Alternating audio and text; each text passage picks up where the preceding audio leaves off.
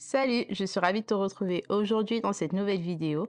Dans celle-ci, je vais coudre avec toi une commande. Ici, c'est un porte-carte. Je vais utiliser une chute de simili-cuillère dans laquelle je vais couper un rectangle de 12,5 cm sur 18 cm.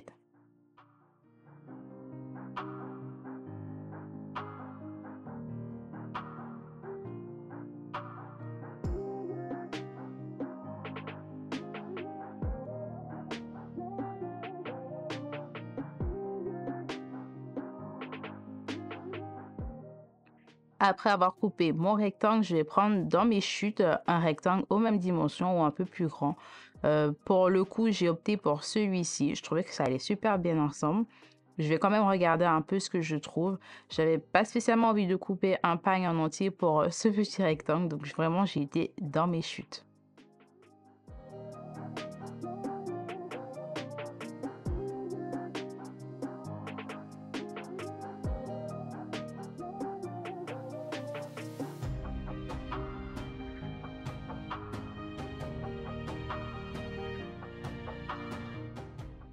Après avoir choisi ma doublure, je vais maintenant thermocoller l'envers de celle-ci.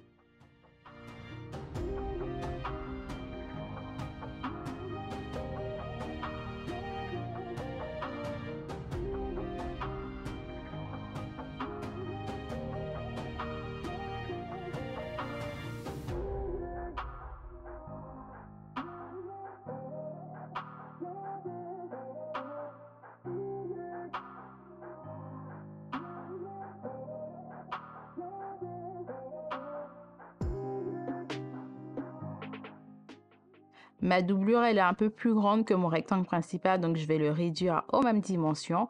Et sur l'envers de mon simili-cuillère, je vais me marquer ma valeur de couture tout autour, donc 1 cm. Une fois que ce sera fait, je vais me mettre sur le côté de 12,5 cm et je vais passer à la couture à 1 cm.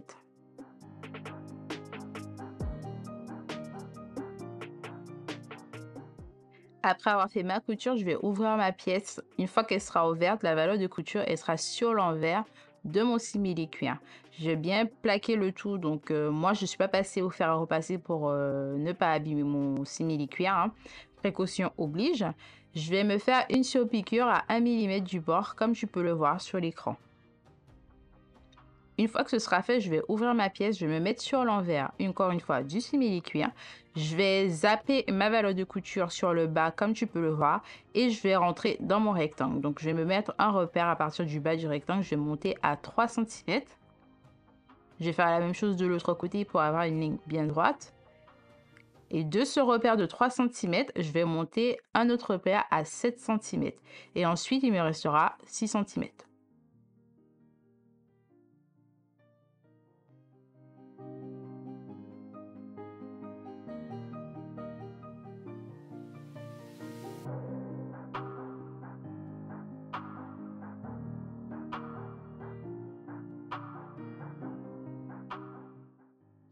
J'ai mis tous mes repères, maintenant je vais plier la pièce. Donc je vais plier sur la ligne de 7 cm comme tu peux le voir ici.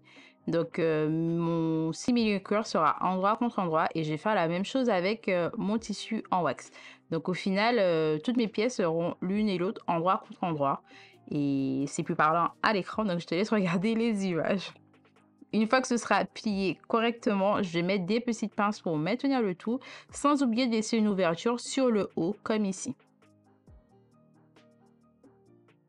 Je vais passer à la couture. Une fois que la couture elle sera faite, je vais dégarnir ma valeur de couture tout autour de la pièce.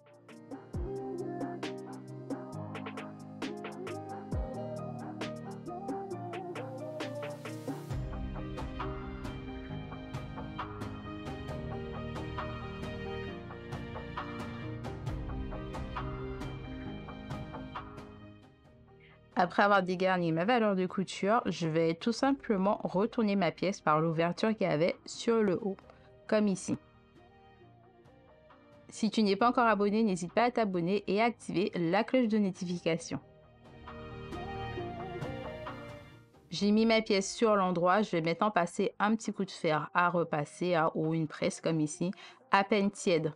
En fait, je l'avais déjà branché pour, comment dire? Pour appliquer mon thermocollant. Il était pas trop chaud, à mon sens, donc j'ai juste allumé, mais il est pas encore chaud, en fait. C'est vraiment un fer tiède. C'est pour ne pas faire fondre le simili-cuir.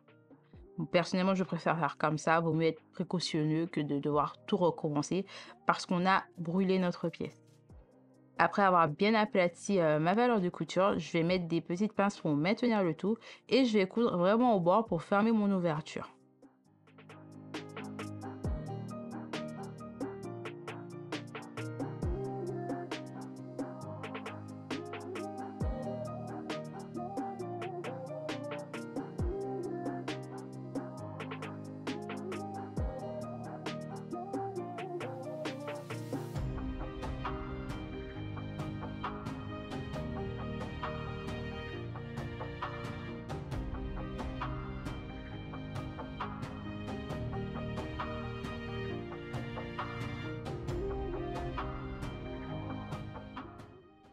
Là, je suis en train de couper tous les petits bouts de fil qui dépassent. Donc, je veux rien laisser. Je veux donner quelque chose de propre à ma cliente.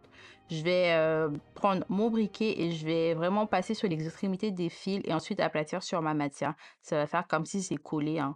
J'aime beaucoup ce rendu, en tout cas. Une fois que ce sera fait, je vais chercher mon système de fermeture. Donc, pour ma part, j'ai pris un bouton pression métallique que j'ai acheté sur Amazon. Tu en trouves également sur AliExpress. Ça se trouve un peu partout, hein. Donc, je vais le mettre en place. Je ne suis pas experte en la matière, donc je vais plus te laisser avec les images et de temps en temps, je te donnerai des petits conseils pour ne pas louper ta pause.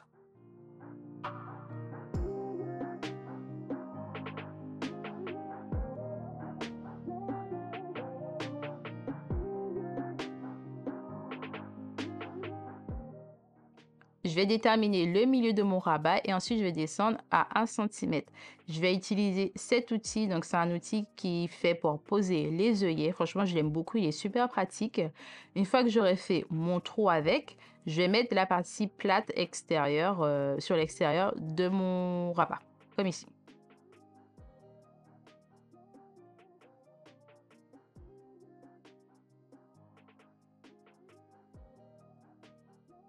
Je vais prendre cette autre partie comme ça là, que je vais mettre dedans. Je vais le pré-clipser. C'est un kit que j'ai acheté sur Amazon. Tu en trouves également sur AliExpress. Je pense que tu le trouves un peu partout, hein.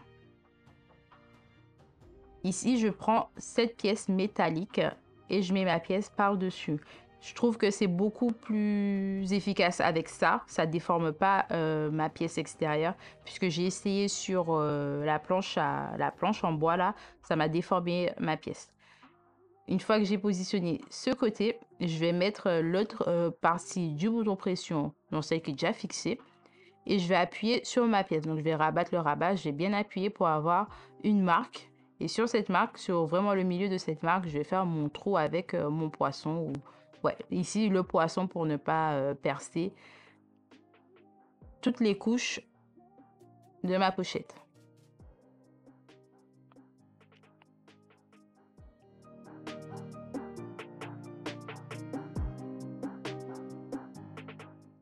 La partie métallique de tout à l'heure, je l'ai retournée parce qu'il y a une petite tige que j'ai fait rentrer dans, voilà, sur l'envers de cette pièce. Et ensuite, je vais frapper. Donc, n'hésite pas à bien frapper pour bien serrer ton bouton pression. Et puis voilà, le bouton, il est en place. Le tuto, il est bientôt terminé. Je vais quand même te faire une petite démonstration histoire de voir ce que ça donne avec des cartes. Donc là, j'ai mis 3 cartes, hein, carte vitale, permis et une autre carte. Voilà. En tout cas, le tuto, il touche à sa fin. S'il t'a plu, n'hésite pas à me le dire dans les commentaires, à t'abonner si tu n'es pas encore abonné et surtout d'activer la cloche de notification pour ne rien manquer quand je poste de nouvelles vidéos. Donc là, j'ai mis la pochette dans un petit sac pour que ce soit tout propre, hein, bien emballé. Et je vais continuer à préparer le reste de la commande. On se retrouve très bientôt pour un prochain tutoriel puisque je n'avais plus de batterie, donc je vais vous laisser sur ces images.